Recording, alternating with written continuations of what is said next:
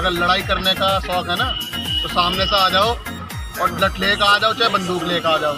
ना तो लाठी से कमजोर भीम आर्मी ताकतवर है और जवाब मुंह तोड़ देगा। कहने का मतलब यह है पीछे से इनके पत्थर न मार कर सामने से आमने सामने की लड़ाई लड़ो, ठीक है। अगर ये चीजें नहीं रुकी तो आने वाले टाइम में हम बहुत बड़ा आंदोलन करेंगे भीम आर्मी का, वो पूरे भारत में होगा। जिसको आप जिस भी नाम से मानते हैं, ईश्वर, अल्लाह, ईसा मसीह या किसी भी नाम से आप उसको मानते हैं, मैं उससे डर के बात कह रहा हूं कि बिजनौर का नाम अगर पूरे देश को याद ना हो जाए काम के मामले में, तब मुझे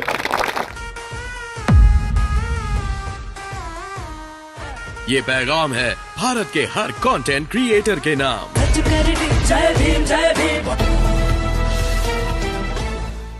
अब मैं कह रहा हूं ऊपर वाले से डर के, वो कुदरत जिसको आप जिस भी नाम से मानते हैं, ईश्वर, अल्लाह, ईसा मसीह या किसी भी नाम से आप उसको मानते हैं, मैं उससे डर के बात कह रहा हूं कि बिजनौर का नाम अगर पूरे देश को याद ना हो जाए काम के मामले में, तब मुझे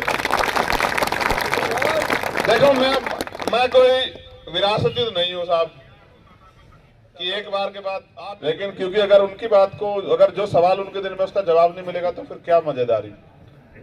मेरा काम करने का तरीका तो आपको अभी दिख जाएगा 1 साल में।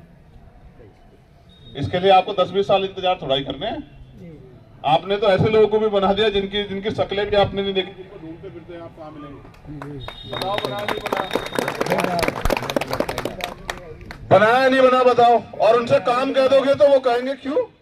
लेकिन अगर 8 सालों में आप रिकॉर्ड उठा के देख लो कि कोई एक ऐसा मामला नहीं जहां मैंने कोई भी कुर्बानी देने के लिए मैं उसमें आगे ना खड़ा रहा।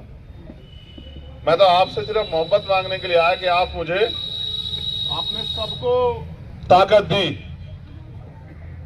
तो मेरी गरीबी की वजह से आपकी ताकत मुझे ना मिले, ऐसा नहीं होना चाहिए। बाकी मैं कह रहा हूं ना, एक साथी मुझसे कह रहे थे कि भाई फलाने को बनाया, बाबा जी भी आए वहां, बड़े बड़े भाषण देंगे, बवाल सवाल जो मनाया कह गए। और मैंने कहा आप चिंता मत करो। उन लोगों से भी कहा कि भाई आप परेशान मत हो, देखते जाओ।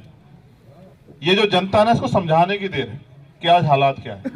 मैं आपसे पूछ रहा हूं, इस नफरत में कोई रोजगार कर लेगा क्या बाहर जाके, आप बताओ। और हम जो नफरत बांट रहे हैं, कल इसका सामना हमें नहीं करना पड़ेगा क्या?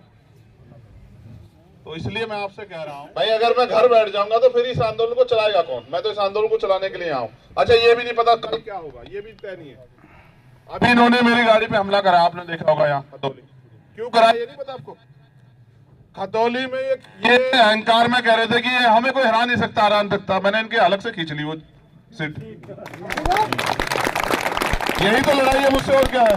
मैंने इनसे कहा, ये कह रहे हैं कि हमने मंत्री लगा। जी भैया, जो ज्ञापन दिया गया है जिलाधिकारी महोदय को, क्या है पूरा मामला? पूरा मामला हमारे प्रधान जी ने बताया दिया होगा। हम तो सिर्फ एक चीज़ कहना चाह रहे हैं, जितने भी ये असामाजिक तत्व हैं जो भीम आर्मी से कहीं ना कहीं घृणा करना काम करते हैं, उन्हें एक साफ तौर से चेतावनी के रूप में एक बात कहना चाहते हैं। अगर लड़ाई करने का शौक है ना तो सामने से आ जाओ और लठ लेकर आ जाओ, चाहे बंदूक लेकर आ जाओ। ना तो लाठी से कमजोर भीम आर्मी ताकतवर है और जवाब मुंह तोड़ देगा। कहने का मतलब यह है पीछे से इनके पत्थर न मार कर सामने से आमने सामने की लड़ाई लड़ो, ठीक है। अगर ये चीजें नहीं रुकी तो आने वाले टाइम में हम बहुत बड़ा आंदोलन करेंगे भीम आर्मी का, वो पूरे भारत में होगा।